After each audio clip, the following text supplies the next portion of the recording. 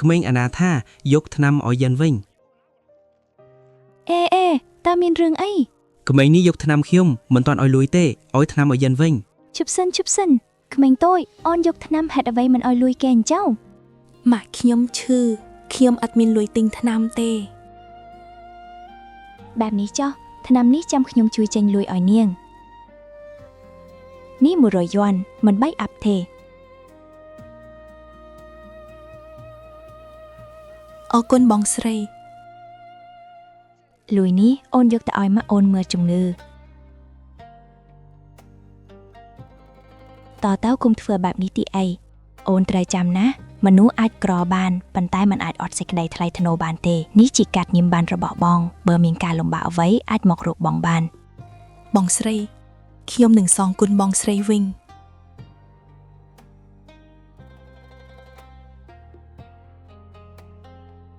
ជំរាបសួរតើប្រធានមេងនៅទីនេះទេ ប្រធានមេងមួយណា ប្រធានមេងនេះគឺជានាមប័ណ្ណរបស់គាត់ អូគាត់នឹងកាលពីប្រហែលឆ្នាំមុនឮថាវិនិយោគឲ្យត្រូវគេបោកឥឡូវក្រុមហ៊ុននេះមិនមែនជារបស់គាត់ទៀតទេ ថាមានរឿងអ្វីកើតឡើង រឿងជាក់លាក់ខ្ញុំក៏មិនដឹងដែរគេនិយាយថាដើម្បីបើកប្រាក់ខែឲ្យអ្នកក្របង្គាប់គាត់លួកឡានលួកផ្ទះអស់ហើយកាលពីពេលថ្មីនេះក៏ធ្លាក់ខ្លួនឈឺធ្ងន់ទៀត គួរឲ្យសោកស្ដាយអញ្ចឹងតើលោកដឹងថាគាត់រស់នៅឯណាទេ ឥឡូវអូអ្នកក្រុងចាំបន្តិច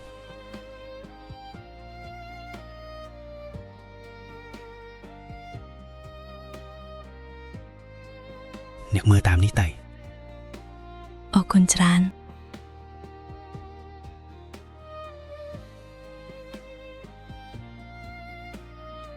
នៅផ្ទះមានមនុស្សទេនេះជាផ្ទះប្រធានមេងមែនទេ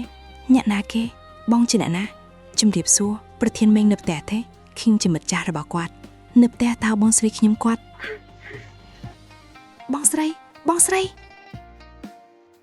បងស្រីមានជំងឺអ្វីបងស្រីខ្ញុំគាត់ឈឺធ្ងន់ណាស់គាត់មិនទាន់ដឹងខ្លួនទេអញ្ចឹងហេតុអ្វីសម្រាប់នៅផ្ទះវិញមិនក៏មិននាំគាត់ទៅមន្ទីរពេទ្យបងស្រីខ្ញុំវិនិច្ឆ័យឲ្យត្រូវគេបោកឥឡូវផ្ទះនេះគឺជាគេរឹកអូសទៀតខ្ញុំអត់មានលុយមើលជំងឺគាត់ទេបែបនេះចុះនៅក្នុងកាតមានលុយ1 លានយួនឯងយកទៅមើលជំងឺបងស្រីទៅអញ្ចឹងតើខ្ញុំហៅបងស្រីថាម៉េចចាំបងស្រីខ្ញុំដឹងខ្លួនខ្ញុំនឹងប្រាប់គាត់បែបនេះចុះខ្ញុំនឹងទុកសម្បត្តិមួយច្បាប់ឲ្យបងស្រីចាំគាត់ភ្ញាក់ហើយអានសម្បត្តិនោះគាត់នឹងដឹងថាខ្ញុំជានរណាហើយ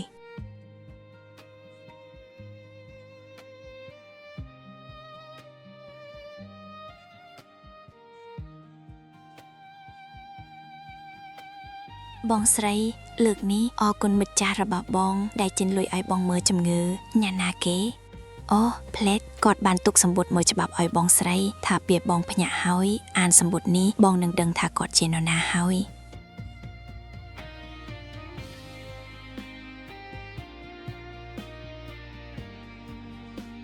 ជំរាបសួរបងស្រីតើបងនៅចាំក្មេងស្រីតូចដែលបងជួយបងស្រីថ្នាំកាលពី20 ឆ្នាំមុនទេ